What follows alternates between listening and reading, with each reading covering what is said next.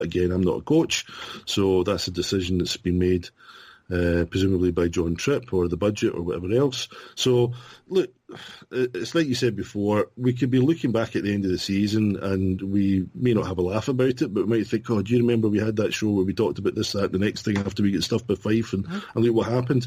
The problem is that conversation at this moment in time doesn't look like happening.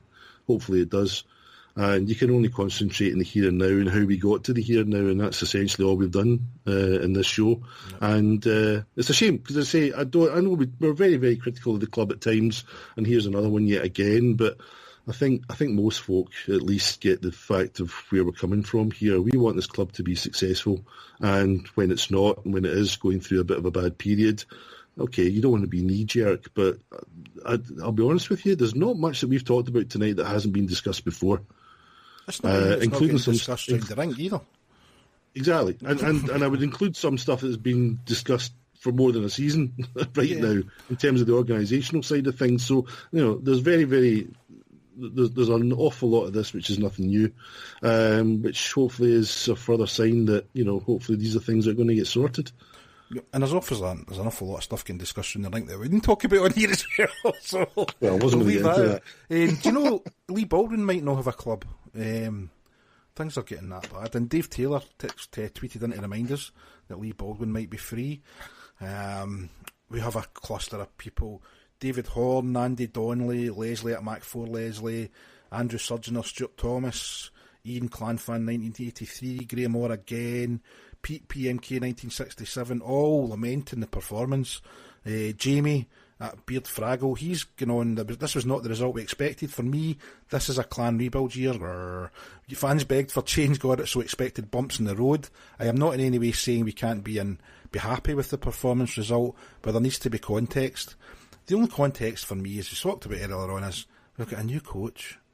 This is not a rebuilding league. You can't rebuild in this league. It's impossible. You can only maybe give your coach a bit of leeway because it's his first year, but it's not like a rebuild. We've covered this already.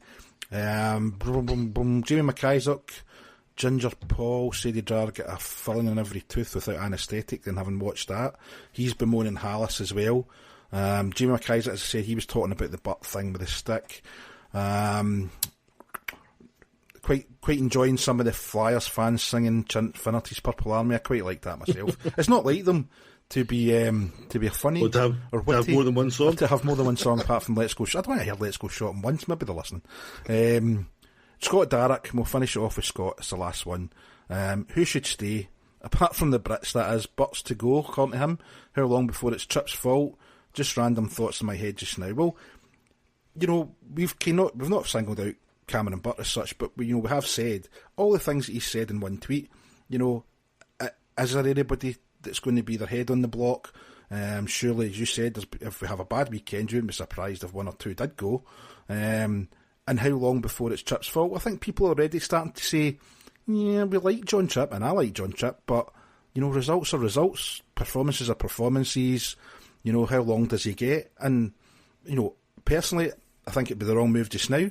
I think I like the guy, but as we said, Graham, is there other things going on that we don't know about, that we'll never know about, that are going on? That something's not right, I think it's fair to say. Is that a fair summation? Well, something's definitely not right, but yeah, it's how serious it is, how deep-rooted it is. Can it be fixed? Does John Tripp know what it is? Mm-hmm. I think he probably does. He doesn't strike me as being the sort of guy who doesn't know what's going on. So, look, you don't want this to end badly, especially as I think the fan base in general has taken to the guy, and I'm sure we all have a large degree of sympathy for him. I know I do right now. So, yeah, we want it to work. We want it to be sorted out, and if that means changing some people, then that's what's going to happen. I'm sure that's what's going to happen. If it's going to be John Tripp's show, then let it be his show. Because we'll hear that it is whatever happens, but I mean actually happen. And not wishing to go over it again, but let's not have a repeat of season 3. Let's just let the man make his decisions. Give him whatever support he needs to get that roster finished.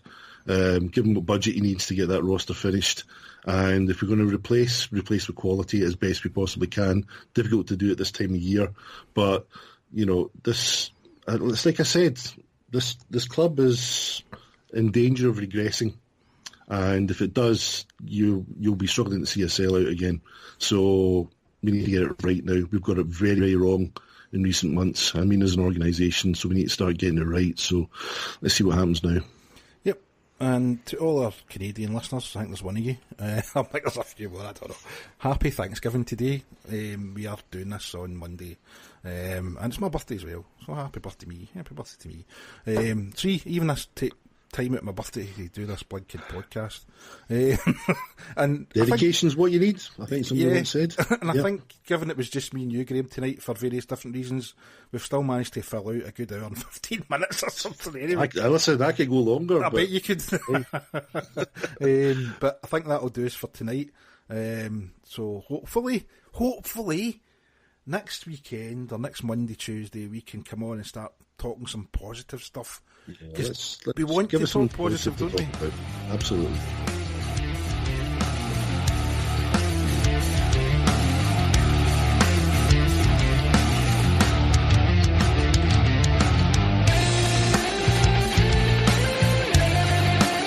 So that wraps up another show. We'd like to thank you for listening and hope you enjoyed the broadcast. We'd like to thank our sponsors, Goldstone Wealth Management. And as always, we'd like to thank everyone that interacts with us, both on Twitter, Facebook and at the Arena. If you'd like to get in touch, you can find us on Twitter at Purple Army Pod, Facebook Purple Army Podcast, or on the forum www.purplearmy.rocks.